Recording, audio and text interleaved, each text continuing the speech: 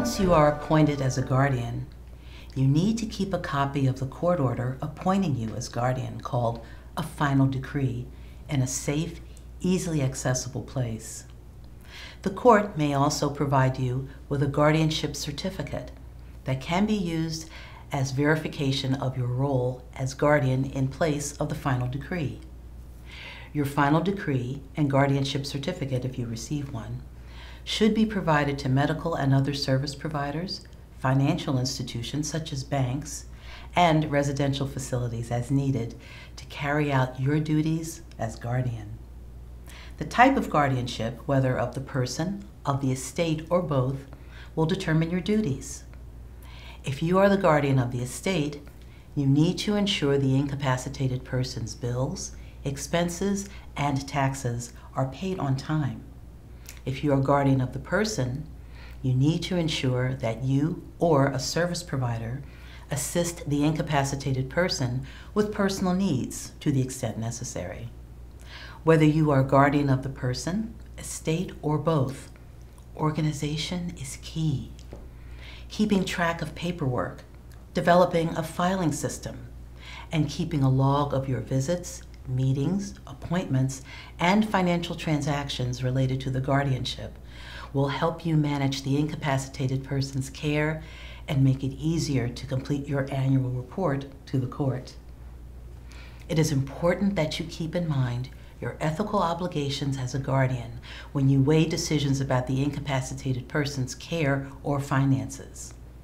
The incapacitated person has the right to live in the least restrictive environment that meets their needs, engage with their community and loved ones, participate in decision-making as much as possible, and trust that you will consider their needs, desires, beliefs, and safety when you make any decisions on their behalf.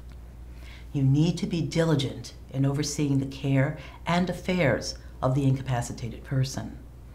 Ensure their caregivers, medical and service providers, family members, and financial institutions have a way to contact you at all times.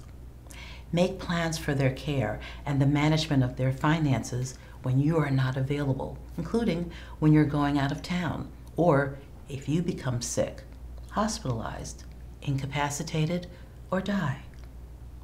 If you're going to be unable to perform your role as guardian for an extended period of time, you should notify the clerk of the orphans court in the county where the guardianship was ordered, as well as any other guardian office or administrator in that county. You may also file with the clerk of the orphans court a request for a review hearing to bring this concern to the attention of the judge. You should also make a note of this issue when you file your next annual report. You must also demonstrate loyalty and trustworthiness by putting the needs of the incapacitated person before your own and honoring their wishes. This means you may need to make choices that are less convenient for you or that differ from your personal preferences. It is important to protect the incapacitated person by keeping their private information confidential, keeping them safe from harm and abuse, and protecting their assets, meaning their money as well as their personal property and real estate. The Pennsylvania Uniform Firearms Act makes it illegal for an incapacitated person to possess, use, control, sell, transfer, or manufacture a firearm. The Act also prohibits incapacitated persons from having a license to possess firearms. If the incapacitated person owns firearms, it is important to ensure compliance with this statute for their safety and the safety of others. While it is legal for the incapacitated person to live in a setting where firearms are present, it is important to ensure precautions are taken, such as keeping the guns in a locked location that is not accessible by the incapacitated person to maintain a safe living environment.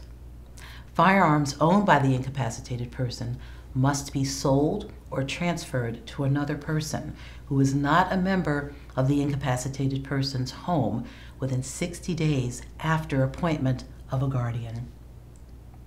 Remember that While decision-making is an important piece of being a guardian, the incapacitated person should always be involved in the decision-making process to the extent possible. Let's check in with Anne and Bob as they navigate decision-making with their mother, Rachel.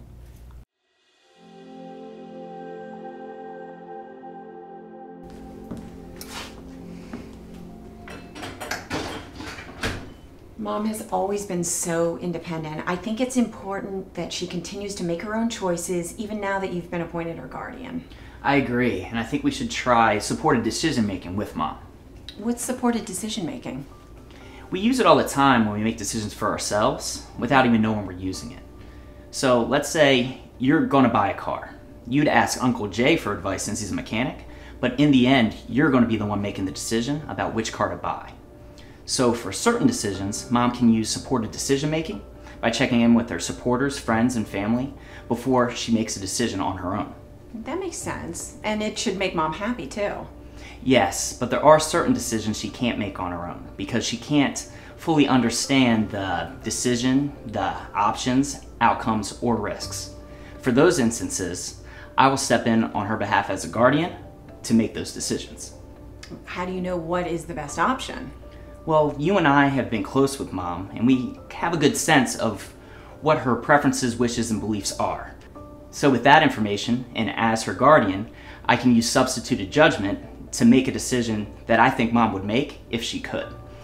And you and I could discuss those options and make a decision together for Mom. That makes sense, but what if you have to make a decision about something Mom never talked about, and we don't know how she would choose? Well, as her guardian, if I don't have enough information of what Mom's preference is, I can make a decision based on her best interest.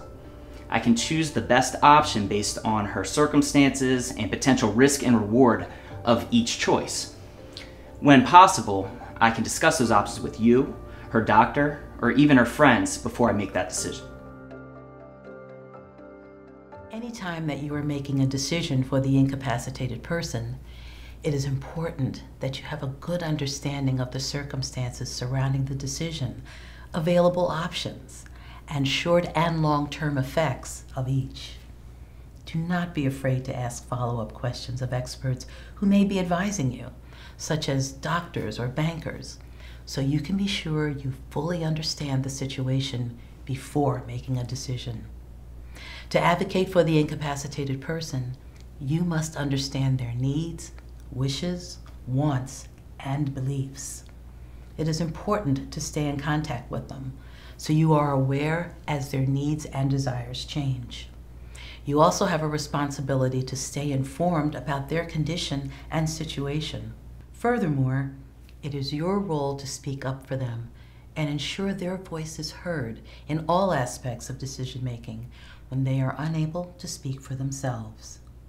As mentioned previously, being an advocate for the incapacitated person is ensuring they have access to appropriate services, benefits, and care in the least restrictive environment that will meet their needs.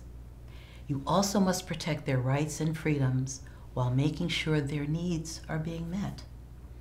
As a guardian, the work you do is essential to the safety and well-being of the incapacitated person. It is important to be organized, diligent, ethical, and an advocate for the incapacitated person in all that you do. If you have any questions or concerns about your role as guardian, it may be helpful to consult with an attorney, the court, a professional guardian, or online resources such as the National Guardianship Association. The court has entrusted you with the care of another individual and as a source of information and support as well.